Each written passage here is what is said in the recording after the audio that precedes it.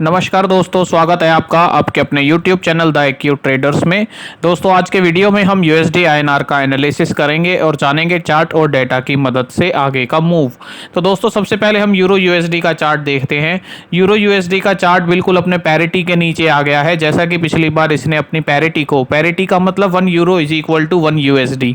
तो पैरिटी के नीचे अभी ये ट्रेड कर रहा है .9961 और यूरो की हालत अभी काफ़ी गंभीर नज़र आती है। यूरो मुझे लगता है काफ़ी नीचे जाने के विचार में बिल्कुल अभी नज़र आता है। दोस्तों यूरो USD की वीकनेस का फ़ायदा डॉलर इंडेक्स ले रहा है। अगर हम DXY का चार्ट देखेंगे तो DXY में एक हायर हाई पैटर्न बन गया है वीकली पॉइंट ऑफ व्यू से, और डॉलर इंडेक्स भी अपने हाई राइज को चूमता हुआ नज़र आता है। तो दोस्तों अब हम चलते हैं अपने USD के चार्ट पर। तो USD के चार्ट पर यदि हम देखते हैं, ये आवरली चार्ट है USD का सितंबर सीरीज का, और इस आवरली चार्ट में हमें एक क्लियर एक रेंज कंसोलिडेशन हमें समझ आती है, देखने को मिलती है। हालांकि ये जो गैप डाउन के बाद राइज की जो चर्चा थी, ये हमने अपनी लास्ट वीक के डिस्कशन में भी की थी। लेकिन दोस्तों इस बार खास क्या रहा, इस बार जो आप देखेंगे तो सेशन में खास ये रहा, जो न्यूज़ थी जो जिसकी वजह से हमें काफ़ी चिंता रही, या जो हम ओवरनाइट पोजीशन जो सैटरडे संडे की जो पोजीशन है वो नहीं रखी हमने, उसका कारण था पोवेल्स की स्पीच।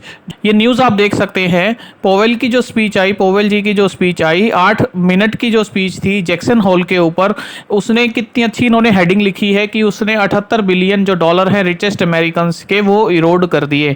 आपने भी देखा होगा कि लास्ट सेशन में लास्ट फ्राइडे में इनकी स्पीच के बाद, ये है पोवेल साहब, तो इनकी स्पीच के बाद जो है कितना तेजी से अमेरिकन बाजार गिरा, और जिसकी वजह से हम एक्सपेक्ट करते हैं कि हमारा बाजार भी कल गैप डाउन खुलेगा। लेकिन दोस्तों ये देखिए पोवेल की स्पीच का ये एक बार हम पढ़ लेते हैं ये paragraph. US central bank will keep raising interest rates and probably leave them elevated for a while to reduce inflation. मतलब उन्होंने बिल्कुल क्लियर बताया है कि जब तक इन्फ्लेशन उनका कंट्रोल में नहीं आता, जो उनका टारगेट होता है 2% का या जितना वो चाहते हैं, इन्फ्लेशन यदि कंट्रोल में नहीं आता तो वो इंटरेस्ट रेट्स को बढ़ाते रहेंगे, और प्रोबेबली इंटरेस्ट रेट्स को हाई राइज पर भी रखेंगे जब तक वो इन्फ्लेशन को कंट्रोल में नहीं लेते। तो दोस्तों इसकी वजह से इन्होंने ये लिखते हैं आगे कि he was seen as pushing back on a recent rally in US stocks that was fuelled by speculation. मतलब कि जो यूएस के जो स्टॉक्स की रैली थी वो एक स्पेक्यूलेशन बेस्ड रैली थी। तो पोवेल साहब के जो शब्द थे, जो स्पीच थी, उन्होंने उसको पुश बैक यानी नीचे धकेलने का काम किया, वापस नीचे लाने का काम किया। तो दोस्तों इससे ये चीज़ क्लियर हो जाती है कि उनका स्टैंड, जो पोवेल साहब की जो स्पीच रही उससे क्लियर होता है कि उनका जो स्टैंड है वो बिल्कुल क्लियर है कि वो जब तक इंटरेस्ट रेट बढ़ाते रहेंगे जब तक वो इन्फ्लेशन को कंट्रोल नहीं करते। तो चलो ये तो उनका मुद्दा है। अब हम अपने USD INR की बात करते हैं, अपने इंडियन मार्केट की बात करते हैं। तो दोस्तों जब यह आपने देखा होगा कि जब ये स्पीच आई, जब ये एग्रेशन क्रिएट किया गया, जब मार्केट जो US की जो बाजार थे वो बहुत तेज़ी से, इक्विटी मार्केट काफ़ी तेज़ी से नीचे आई, और आपने देखा होगा 1000 पॉइंट तक नेस्डैक और डाउ जोन्स में भी काफ़ी मंदी आपको देखने को मिली होगी। तो दोस्तों क्या आपको इंडियन करेंसी में USD INR में कोई तेज़ी देखने को मिली? तो मुझे लगता है कि जो स्पॉट मार्केट में, जो ऑफशोर मार्केट में जो ट्रेडिंग होती है, जो USD INR के जो रेट्स ओवरनाइट जो डिसाइड किए जाते हैं, तो दोस्तों उसमें भी हमें कोई खासी तेज़ी ऐसी देखने को मिली नहीं। तो इसका मतलब ये हुआ कि USD INR अपने आप में फिर भी अभी 80 के लेवल के आसपास हमें स्टेबल नज़र आता है।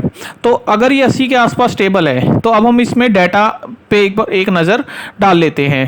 तो दोस्तों डाटा में यदि हम देखेंगे तो ये डाटा में आप देखेंगे तो रोलओवर जो है 22 तारीख को और 25 तारीख को जो डाटा है वो एडिशन किया गया रोलओवर का।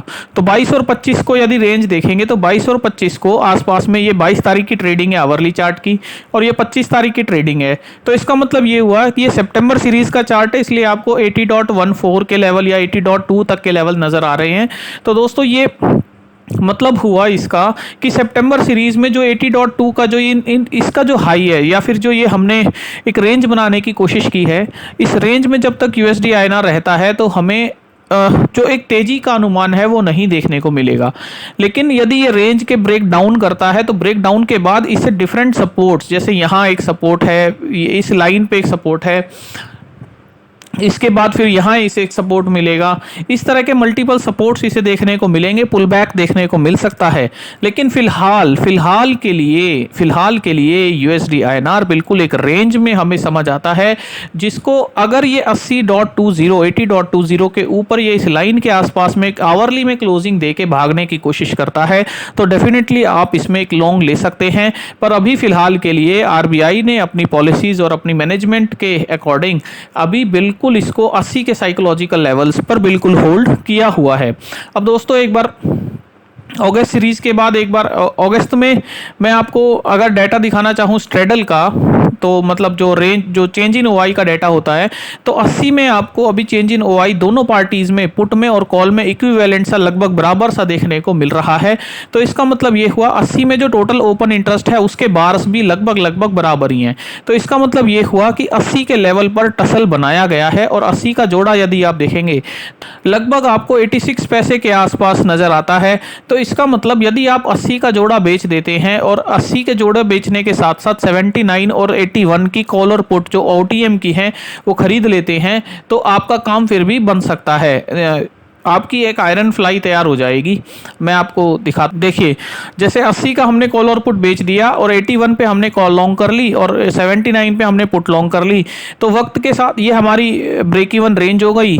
तो दोस्तों जैसे जैसे यूएसडी आईएनआर जैसा कि अभी रेंज में ट्रेड कर रहा है और वक्त के साथ अगर ये डायरेक्शनल होता है तो हम इसमें पोजीशन एडजस्ट कर सकते हैं, और अदरवाइज जो पुल डाउन और पुश अप का जो प्रेशर इसमें दिख रहा है ऊपर या नीचे जो बार बार हो रहा है और इस रेंज में ये रह जाता है तो हमें इस स्ट्रेटजी में, आयरन फ्लाई स्ट्रेटजी में पैसा देखने को मिल सकता है। तो दोस्तों ये तो हमारा स्ट्रेटजी का व्यू था।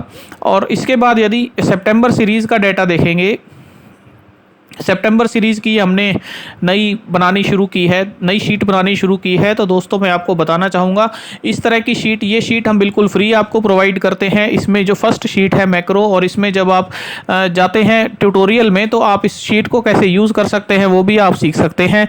और ये शीट हम अपने दोस्तों के साथ बिल्कुल फ्री शेयर करते हैं जो हमें हमारी मेल ID theaqtrader@gmail.com पर मेल करते हैं, इस शीट की रिक्वेस्ट करते हैं, हम उनके साथ ये शीट बिल्कुल फ्री शेयर करते हैं और आप ये शीट कैसे बना सकते हैं उसका ट्यूटोरियल आप यहां से देख सकते हैं।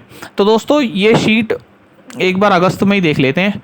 तो इसमें आप देख रहे हैं कि 80 के लेवल पर बिल्कुल इसमें कंसोलिडेशन, 80 के लेवल पर बिल्कुल इसमें आपको एक टसल नज़र आ रहा है, और 80 के लेवल पे जो टसल होगा, जो डायरेक्शन होगी, उसके बाद आप अकॉर्डिंगली पोजीशंस को बना सकते हैं, राइटिंग कर सकते हैं। अगर ऊपर जाए तो नीचे 79.75 या 79.5 की पुट राइट करेंगे, और नीचे गया तो हम 80 के बाद 80.5 की पुट्स भी राइट कर देंगे। तो दोस्तों इस तरीके से मैं अपना व्यू जो है बना के ट्रेड करने की कोशिश करता हूं। और यहाँ हमने देखने की कोशिश की है कि कब पोजीशंस को किन किन डेट्स में ऐड ऑन किया गया है, डाटा को ऐड ऑन किया गया है। और चार्ट की मदद से ओवरऑल अभी दोस्तों हमें ये समझ आता है कि यूएसडी आईएनआर जब तक इस रेंज में ट्रेड कर रहा है हमें यहाँ बार बार पुल डाउन देखने को मिलेगा, बिल्कुल मिलेगा। और यदि यूएसडी आईएनआर आवरली चार्ट में इस रेंज के ऊपर जाने की कोशिश करता है तो डेफिनेटली हमें कॉशियस होना पड़ेगा। इसका मतलब ये हुआ दोस्तों कि मुझे अभी यूएसडी आईएनआर में मंदी उतनी ज्यादा देखने को नहीं मिल रही। कंसोलिडेशन टू बुलिश जरूर हो सकता है, लेकिन मंदी, एग्रेसिव मंदी, मतलब कि एग्रेसिवली वो नीचे आए, ऐसा मुझे अभी देखने को समझ आने नहीं आ रहा, देखने को नहीं मिल रहा। और बाकी चार्ट देखते हैं, अगर ये इस लेवल के आसपास आता है तो डेफिनेटली हम ऊपर की कॉल्स को राइट करके ट्रेड करना पसंद करेंगे। तो दोस्तों ये मैंने अपना व्यू बताने की कोशिश की। Thank you.